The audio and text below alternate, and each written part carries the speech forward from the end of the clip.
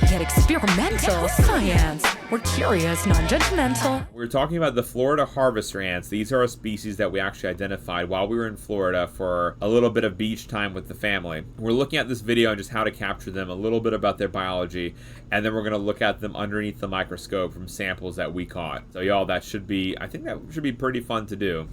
You can see based on their sizes, there's workers and there's also the soldiers that have the larger heads. So there's this misnomer in terms of some scientific studies where they're called brainy and brawny. The reason they're called brawny, the soldiers, is because the first sequencing experiments that were done just popped off their heads and sequenced it, and they didn't dissect out the brain. They just did the entire head, and what they actually found was they were like, oh, there's so much like muscle signaling. What actually turned out was there was a lot of musculature in the head of the ant that allowed them to bite, and so it's actually not at all a correct identification of what exactly is going on in these animals. Up here is a nurse, and in the foreground is a soldier. You can see the huge differences, no pun intended, of the head structure, but as well as the rest of the body. You can see the thorax and the abdomen are also bigger, but the big difference is the head shape, and there's a lot of muscle tissue in there. This is a nurse cast, and what I'm trying to do is get her in the center of view and put the soldier next to her. So there's your size difference. This is the same species. They're genetically almost identical, but they're two different casts. The one on the left is the nurse. The one on the right, closer to me, is the soldier. And again, genetically near identical. The reason you're seeing these differences is because it's differences in gene expression during development and some during adulthood, but it's primarily during development that you'll see these differences. What's the difference between the DNA and the genes to make it that crazy? Great question.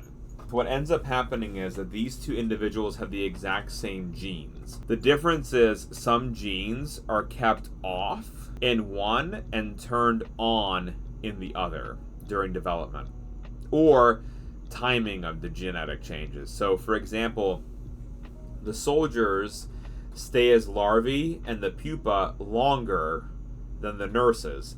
And the reason for that is because there's a signaling molecule called ecdysone, which is kept different between the two casts. So it allows the soldiers to stay in that larval state for longer, allowing them to get bigger. Because once they hatch, they are full size. There is no more growing or shedding of an exoskeleton and continued growth for an ant. That's, you hatch and you're your final size. In fact, Quoth, what you can do is if you give low amounts of food to developing embryos, they'll still hatch, but they'll hatch really tiny.